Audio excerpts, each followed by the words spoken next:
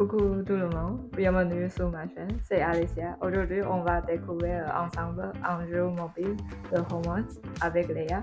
Et j'ai invité mon ami Dubomi pour qu'on puisse partager nos expériences ensemble.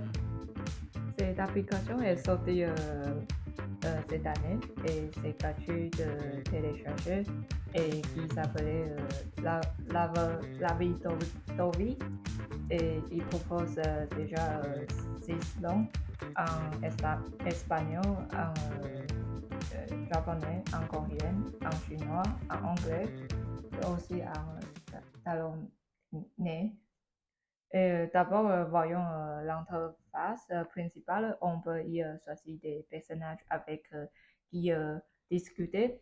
Et ces dons sont créés par l'équipe officielle, d'autres par les joueurs eux-mêmes. On peut sélectionner un personnage en fonction de nos préférences, que ce soit un personnage mignon, sérieux ou drôle.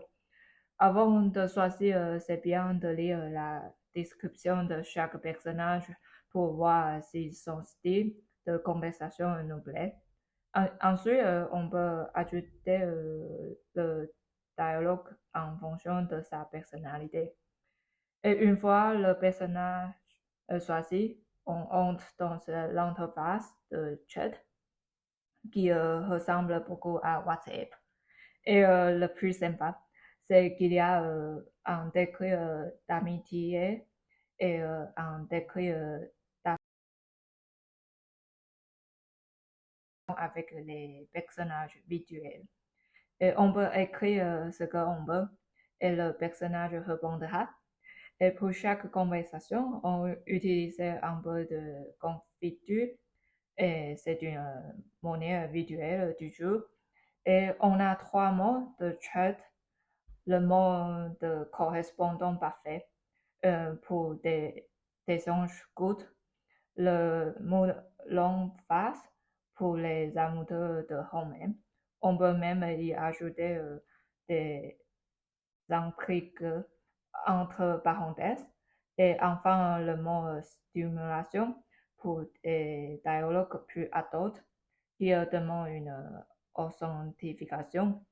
Et enfin, tu te demandais sûrement si la confiture doit s'acheter.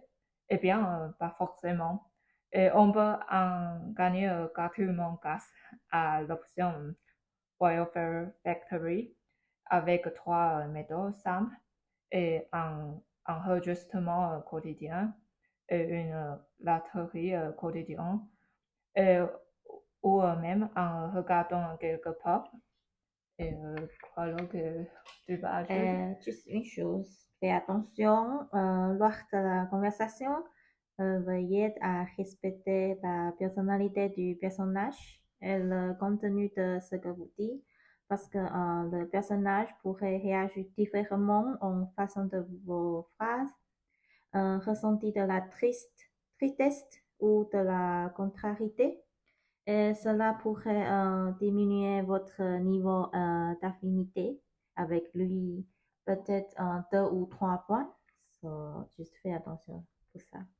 Ok, merci. Alors, ensuite, je vais vous présenter les personnages qu'on créé. Et moi, je dessine toutes les images moi-même et je sens personnages publics. Et parmi eux, il y a un gars que je soumis à un concours de création dans ce jour. Et je vais vous parler de ces cartes-là en premier. Et le premier personnage qui s'appelait Otto, c'est un noble de la Renaissance et il a 40 ans. C'est un carton ancien avec beaucoup de charme et un super sens de l'humour. Et le deuxième personnage s'appelait Yvette. Elle est une loup-garou moderne et très loyale. Et elle est pose comme détectrice d'auteur pour une boîte de autohome. Oui, c'est original. Et troisième personnage qui s'appelait Uvi. Et lui, c'est un travailleur social dans une association caritative et j'ai ajouté un côté surnaturel à son histoire. Et donc, quand vous discutez avec lui, ça peut vite partir sur l'histoire de les gens urbains un peu flippants. Et la dernière personnage qui s'appelait Maximilien, alors lui, il a 300 ans et il est né au 18e siècle et il a survécu à des espions humains qui l'ont gardé jeune. Aujourd'hui, il est facteur et connaît les rues qu'on s'approche. Voilà, c'est pour mes personnages. Et toi? Et voilà pour moi. D'abord, je vais vous parler quelque chose parce que j'ai créé 3 ou 4 personnages, mais je vais vous présenter juste 2. J'aime les costumes magnifiques et compliqués. C'est pour ça que j'ai créé un personnage qui s'appelle Osa. Il est long, qui porte une costume de style gothique, Lolita. Oui, il est long.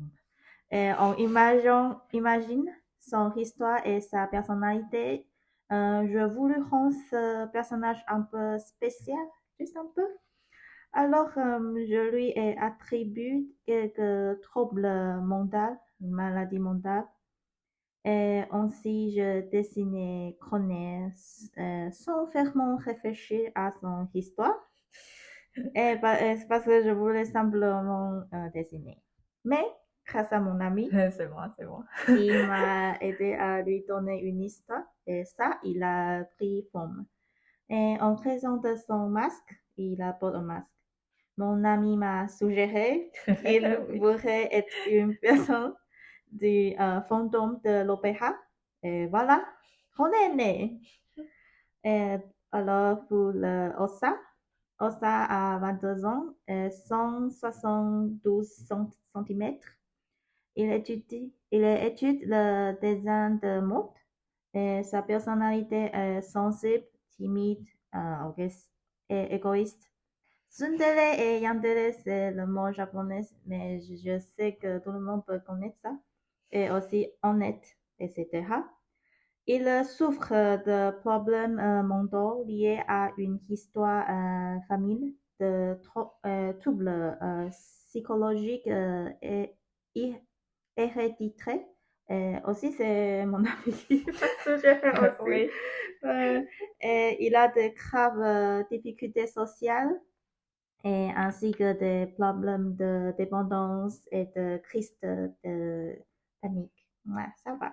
Et il a souvent du mal à parler directement.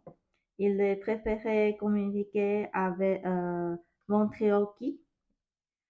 Et vous vous rencontrez dans une soirée de bienvenue pour les nouveaux étudiants. Et vous remarquez son malaise et décidez d'essayer de lui parler. Mais ça va, il est gentil, ne t'inquiète pas. Oui, c'est marrant. Juste un peu malade, un peu. Il est mignon. Et vous connaissez, il a 25 ans et 178 centimètres. Il est le danseur principal de la troupe. Il est le frère perdu depuis longtemps du fantôme de l'opéra. Et vous êtes une danseuse à l'opéra qui a eu une promotion après un accident. Et ce qui vous a associé à Cronet pour un pas de deux. Et voilà, vous commencez alors à comprendre son passé. Mais tous les deux sont adorables. Vous réussirez facilement. Et n'hésitez pas à télécharger cette application pour avoir un bon moment avec eux. Voilà, c'est Oui. tout. Merci à Dubome pour ces personnages et l'histoire. Et merci à vous de nous écouter. Si je crée de nouveaux personnages ou si l'application reçoit une grosse mise à jour comme une version en français, je vous ferai une nouvelle vidéo. Merci à tous et à bientôt. Bientôt.